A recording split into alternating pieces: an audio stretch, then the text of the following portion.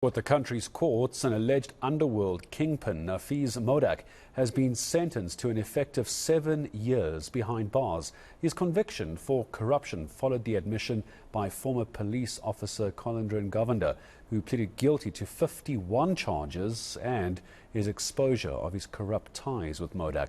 Alleged underworld boss says we know being sentenced effectively to 10 years, but 3 of those have been suspended, meaning he will serve those 7 years behind bars. The corruption conviction follows this bombshell plea by Govender.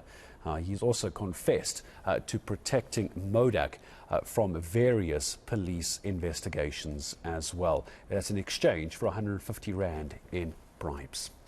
Welcome back to SA Political Lens. Today we turn the spotlight onto Cape Town's underworld and law enforcement corridors. Alleged crime boss Nafiz Modack has been handed an effective 7-year prison sentence following a corruption conviction that's been years in the making.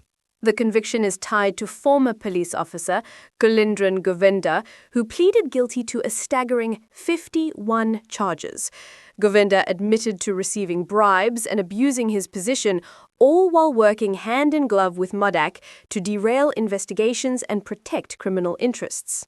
Court records show that Govender's cooperation was pivotal. By exposing the network of dirty cops linked to Modack, he provided the roadmap prosecutors needed.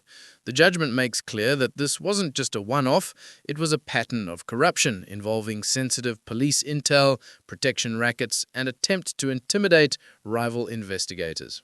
It's a reminder of how South Africa's underworld and elements within law enforcement sometimes collide. Modack's name has surfaced repeatedly in cases about extortion rings, nightclub security turf wars, and even alleged attempts to sway detectives assigned to organized crime probes.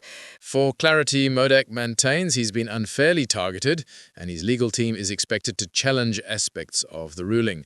But for now, the court's finding means one of Cape Town's most notorious figures will spend the next 7 years behind bars unless an appeal succeeds. And while Govender's testimony helped secure a conviction, the judgment also sends a message to serving officers.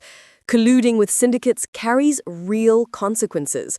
The public will be watching to see whether other implicated names from Govender's evidence face charges or disciplinary action. So beyond the headlines, this case is about rebuilding trust. Communities in the Western Cape and across the country deserve to know their police aren't working for the very criminals they're supposed to stop. Cleaning up those blurred lines is as urgent as ever.